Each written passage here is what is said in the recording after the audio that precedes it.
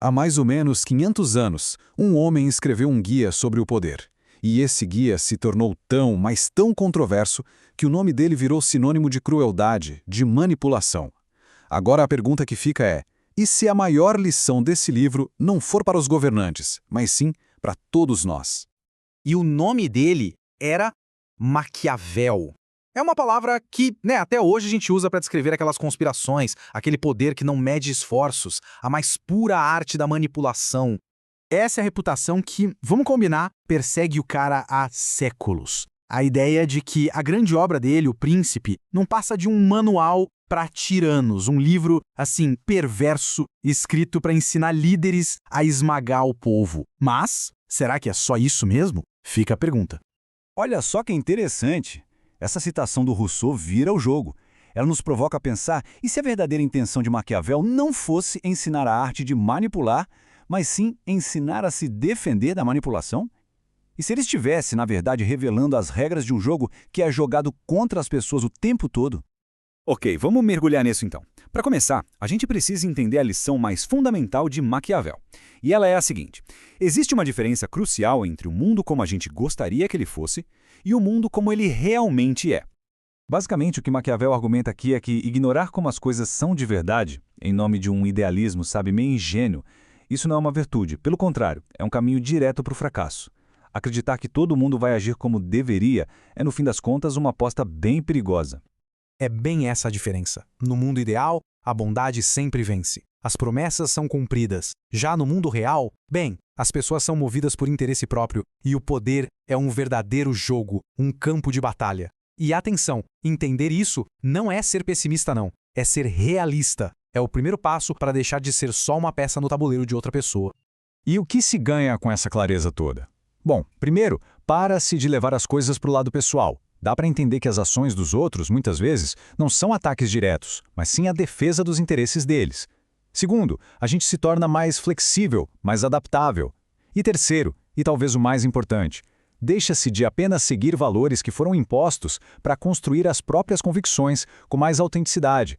É, basicamente, o começo da sabedoria. Tudo bem? Agora vamos para um dos dilemas mais famosos e, vamos ser sinceros, mais desconfortáveis de Maquiavel. É uma questão que vai direto no coração da liderança e, na verdade, das relações humanas em geral. Vamos refletir um pouco sobre isso. No poder, nos negócios, na vida, o que é mais eficaz? O que garante mais estabilidade, mais respeito? A resposta de Maquiavel é bem direta. E para muita gente, até chocante. Mas a lógica por trás dela é puramente pragmática, sem rodeios. O amor, segundo Maquiavel, é um vínculo muito frágil. Ele se baseia na gratidão, um sentimento que, convenhamos, é facilmente esquecido assim que o interesse próprio fala mais alto. Já o medo? O medo se baseia no instinto de autopreservação. É um sentimento constante, que nunca vai embora. Por isso, é muito mais confiável. Essa frase resume perfeitamente a psicologia humana que está em jogo aqui. Pense bem, as pessoas hesitam muito menos em ofender alguém que amam do que alguém que temem. Ofender um amigo pode custar uma amizade, claro, mas ofender alguém poderoso, isso pode custar muito, muito mais. Mas atenção, aqui está a nuance crucial. Não se trata de ser um tirano cruel. Uma coisa é medo, outra completamente diferente é ódio. O medo inspira respeito, mas o ódio gera rebelião. O segredo, segundo Maquiavel, é impor respeito sem tocar nos bens e na honra das pessoas. É assim que se cria um respeito baseado no temor e não no rancor. Só que manter esse equilíbrio tão delicado exige bem mais do que apenas força. Exige que um líder ou qualquer pessoa em posição de poder incorpore uma natureza dupla. Maquiavel observa que governar usando apenas as leis, que seria a natureza do homem, muitas vezes não é o suficiente. Por quê? Porque em um mundo com lobos, é preciso saber usar a força, ou seja, a natureza da besta. O leão, nesse caso, representa a força bruta, o poder de intimidar, de derrotar os inimigos que se mostram. É a capacidade de mostrar poder de uma forma bem direta, inquestionável. Mas a força sozinha é cega. É aí que entra a raposa, A raposa representa a astúcia, a inteligência para perceber as armadilhas, os enganos, as conspirações. Então, a conclusão é que é preciso ter as duas naturezas: ser forte como um leão para assustar os lobos e, ao mesmo tempo, astuto como uma raposa para não cair nas armadilhas deles. E isso nos leva a um ponto, central em toda a obra dele. Para Maquiavel, virtude não é bem sobre moralidade, é sobre eficácia. E no grande palco do poder, a percepção pública é tudo. A ideia é a seguinte: não é necessário possuir sempre todas as virtudes, como piedade ou integridade, mas é absolutamente essencial aparentar possuí-las.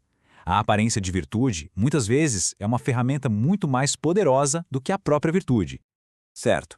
E quanto à sorte? E o acaso? Aquilo que a gente não controla? Bom, Maquiavel também tinha uma visão fascinante sobre o papel da fortuna, ou destino, e a nossa capacidade de moldar o que acontece. Essa ideia é fundamental. Não somos meros fantoches do destino, sabe? Metade das coisas que acontecem pode até estar fora do nosso controle, sim. Mas a outra metade, essa outra metade depende inteiramente de nós, das nossas ações, do nosso preparo. E como então se governa essa outra metade?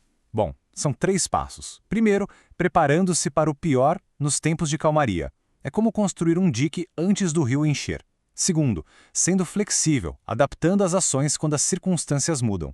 E terceiro, agindo com audácia, com ousadia, porque a cautela excessiva, segundo ele, leva à paralisia e, no fim, à derrota.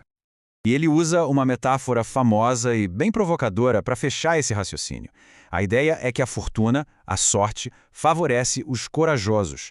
Ela se entrega àqueles que agem com ímpeto, com decisão, não àqueles que ficam esperando passivamente as coisas acontecerem. E com isso, a gente chega, finalmente, à questão central. Ao aprender todas essas regras, nos tornamos pessoas mais manipuladoras ou apenas mais conscientes da realidade? E aqui fica a reflexão final.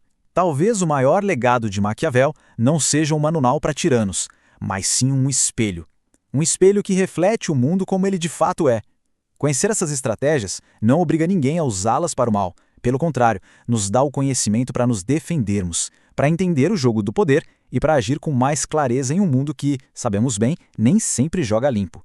A questão, no fim das contas, não é o que se sabe, mas o que se faz com esse saber.